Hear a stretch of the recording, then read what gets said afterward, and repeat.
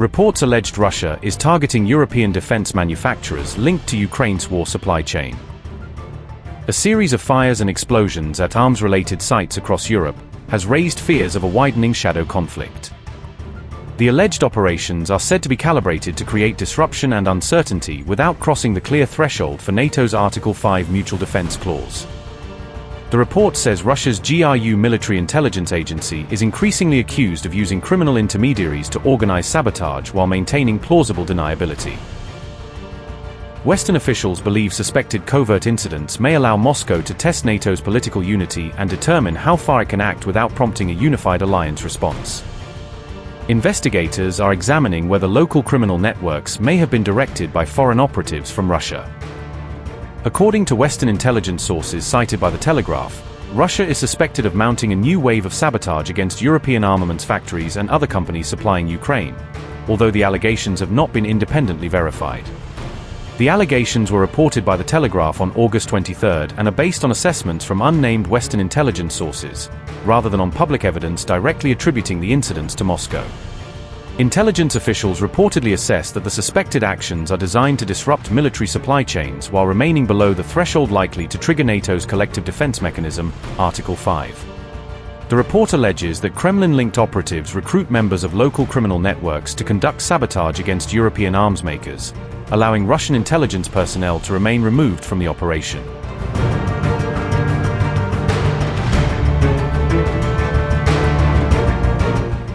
Latvian authorities detained 3 Latvian nationals over suspected arson attack on a building used by Estonian defense manufacturer Milrem Robotics, though authorities did not publicly attribute the fire directly to Russia. The fire affected facilities linked to Tallinn-based Milrem Robotics, a company that supplies unmanned ground vehicles to Ukraine and is described as one of only 2 foreign suppliers of such systems to Kiev's armed forces. Estonian Prime Minister Kristen Michal said investigators were examining whether the Milrem fire was an act of sabotage and whether Russia could have been involved, while the inquiry remained ongoing.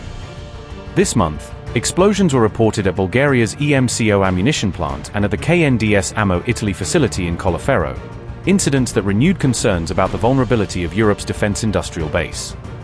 Earlier this year, a fire nearly destroyed a Czech facility that produces drones and thermal optics equipment for Ukraine, with 4 suspects detained in an investigation into possible Russian involvement.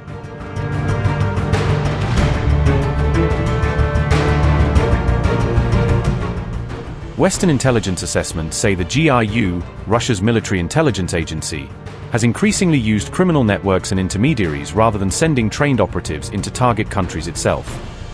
According to The Telegraph, alleged Russian handlers use online messaging applications, including Telegram, to cultivate criminal intermediaries who can operate inside target countries.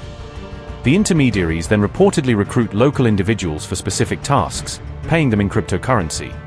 The report says some recruits may not know that their alleged instructions ultimately originated with Russian intelligence. Western officials view the alleged covert campaign as an attempt to increase division among NATO allies, particularly between Eastern members urging tougher action and Western governments seeking to avoid escalation. Several NATO governments have been cautious about assigning blame without conclusive evidence, fearing that direct attribution to Moscow could raise diplomatic tensions or lead to wider escalation.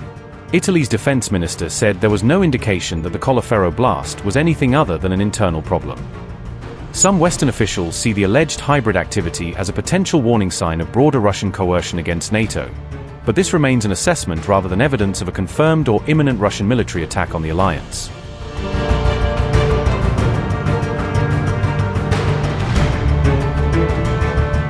As Washington remains tied down in the Middle East, military experts are asking a dangerous question.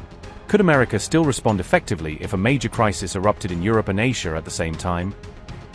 A simultaneous crisis in Europe and the Indo-Pacific could become NATO's biggest military and political test in decades, forcing the alliance to defend its eastern flank while supporting American operations thousands of miles away. Western experts warn that the United States and Europe may lack a fully developed plan for responding to a coordinated or synchronized attack involving Russia and China, particularly if both powers exploit the distraction created by the other theater. According to sources cited by The Atlantic, analysts believe this scenario is plausible, even if Moscow and Beijing do not form a formal military alliance, because both countries could independently act when they believe Western attention and resources are divided. Russia could attempt to strike NATO's eastern flank in Europe while China launches a military operation against Taiwan, creating two simultaneous emergencies that would test Western air defenses, naval power, logistics networks, ammunition reserves, and political unity. NATO officials have warned that the alliance is not fully prepared for a simultaneous two-front war, especially one that would require the United States to divide its most capable forces between European deterrence and Indo-Pacific operations. General Alexis Grinkowicz has urged European allies to do more to help America prepare for a potential two-front conflict, arguing that Europe must strengthen its own defenses instead of assuming Washington can always provide the decisive military response. NATO strategist Florence Gorb has said that the alliance is aware of this planning gap, but recognizing the vulnerability is not the same as solving it, and critical questions about force availability, command structures, stockpiles, and reinforcement timelines remain unresolved. The United States is currently engaged in military operations against Iran, while major forces have reportedly shifted from Europe and Asia toward the Middle East, raising concerns that America's ability to respond rapidly in two other theaters could be temporarily weakened.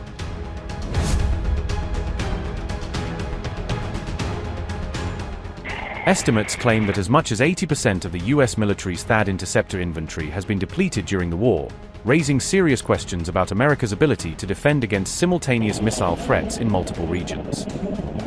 Eastern NATO members, including Poland and Romania, have faced repeated violations of their airspace by Russian aircraft and unmanned systems, increasing fears that accidental incidents could escalate into a broader confrontation. The Baltic states have also reported Russian drones, missiles, and fighter jets entering or approaching their airspace, creating constant pressure along one of NATO's most exposed and strategically vulnerable frontiers. Germany recently discovered a Russian-made drone carrying a warhead at Leipzig airport, an incident that intensified concerns about covert operations and potential attacks inside NATO territory. The drone was reportedly being prepared for an attack against a Ukrainian cargo aircraft, suggesting that the incident may have been connected to a wider campaign targeting Ukraine's military supply and transportation networks. US intelligence agencies believe Russia could test NATO's resolve through disruptive cyber attacks, sabotage operations, or even an invasion of a member state if Moscow concludes that the alliance is distracted or politically divided. Former NATO chief Rob Bauer warned that Russia could exploit a Chinese attack on Taiwan, using the crisis in Asia as an opportunity to challenge NATO's defenses and expand pressure on Europe. Bauer argued that a simultaneous assault by China and Russia could have a greater chance of weakening NATO's unity, because allied governments would face competing demands, limited military resources, and enormous pressure from their populations. The Center for Strategic and International Studies, known as CSIS, has published a report examining how Washington could respond to the emergence of a stronger China-Russia axis and prevent the two powers from exploiting American strategic overstretch. MIT military wargaming expert Eric Hegenbotham has said that no major Western think tank has fully wargamed a conflict in which China attacks Taiwan while Russia launches a major operation against NATO. The lack of detailed wargaming highlights a major gap in Western planning, because policymakers may understand the danger of a two-front conflict without knowing exactly how forces, weapons, reinforcements, and political decisions would function under pressure.